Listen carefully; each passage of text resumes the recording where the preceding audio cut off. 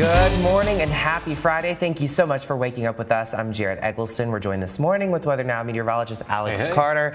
And Alex, it was a cold one when I stepped outside this morning. Man, I'm thinking of someplace warm right now. Exactly. Warm thoughts is what you need this morning, and maybe even that little ice scraper. Yeah, no doubt about it. I mean, let's cue up the fireplace, maybe listen to some tropical music, and just get in a different place. Some Jimmy Buffett, right? Some Jimmy Buffett is the prescription for today. We certainly need some warm weather, but in the meantime, Alex, thank you. Your time right now is 6:03, and this morning Gold Cross is still in Augusta, but they won't be here for long. Fox 54's Ansley Edwards met with Mayor Garnett Johnson and Commissioner Bobby Williams and breaks down for us what comes next on the road to replace the EMS provider.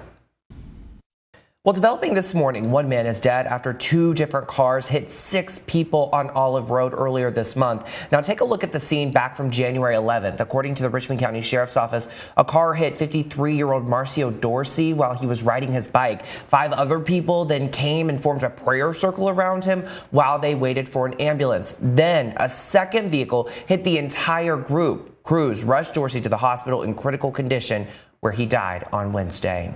To Aiken County, where a second person is now dead after a house fire on Aldrich Street earlier this week. Now, inside the home, firefighters say they found the body of 64-year-old Sylvia Spann. Now, they also located Spann's daughter, 35-year-old Kinsetta Spann, then was transported her to the hospital where she died on Wednesday. We're still working to learn just what led up to that fire.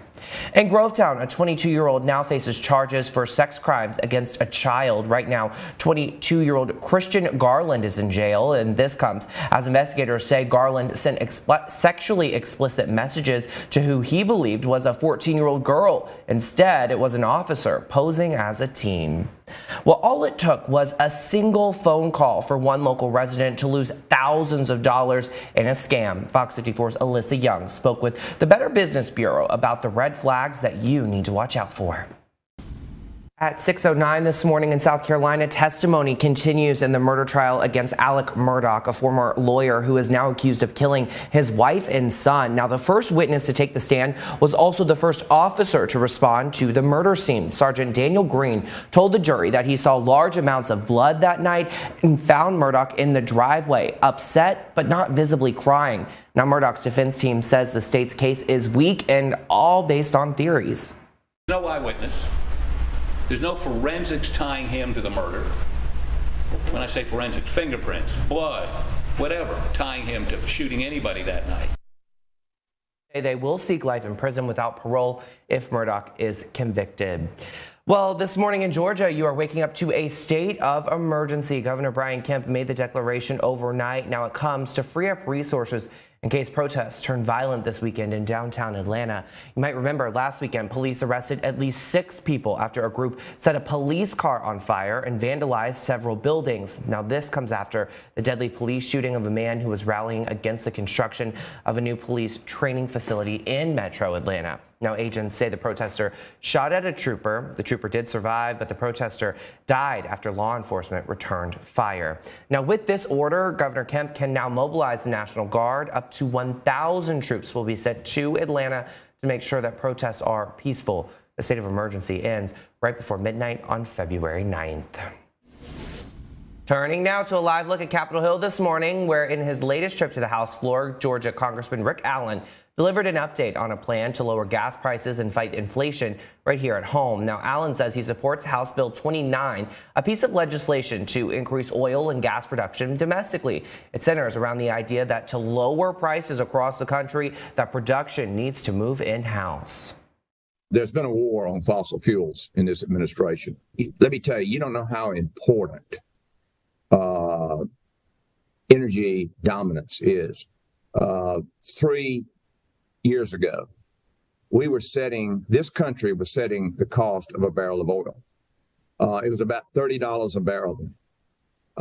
In fact, we created an oil war between Russia and Saudi Arabia, which brought the cost of a barrel of oil down to $7 a barrel. The way to fix inflation is to unleash fossil fuel industry again in our country. Right now, a barrel of crude oil will cost you just over $80. Well, 3 years since the COVID-19 pandemic started, a nationwide nursing shortage continues to impact the healthcare industry, even right here at home. Now, nurses held rallies and demonstrations across the country yesterday, including in front of the Charlie Norwood VA hospital. Now, the goal is to raise awareness to what they call a staffing crisis. Now, some members of the National Nurses United say the shortage makes it difficult to give the best possible care to our local veterans. We have seen an influx of nurses here recently, but we need more because nurses are still being mandated to work 16-hour shifts. And of course, that is just mentally exhausting. And we are here because we love our veterans. We love what we do. We're very passionate about what we do. And we want to be able to stand there at the bedside and hold the hands of these veterans who deserve quality patient care. Now, a spokesperson from the VA Augusta says the system has been, quote, aggressive in hiring. Now, in the last 6 months, the hospital says it has added 35 new nurses. Speaking of hiring, the VA Augusta Health System will hold a hiring event on February 25th from 8 a.m. to noon at its Uptown campus. Now, we've put together a list of available positions right there on your screen. They're looking to hire registered nurses, health technicians, nursing assistants, and much more. Well, your time right now is 6:13. Still ahead this half hour, the Carolina Panthers get their guy, what we know about the team's new head coach and his staff in Charlotte.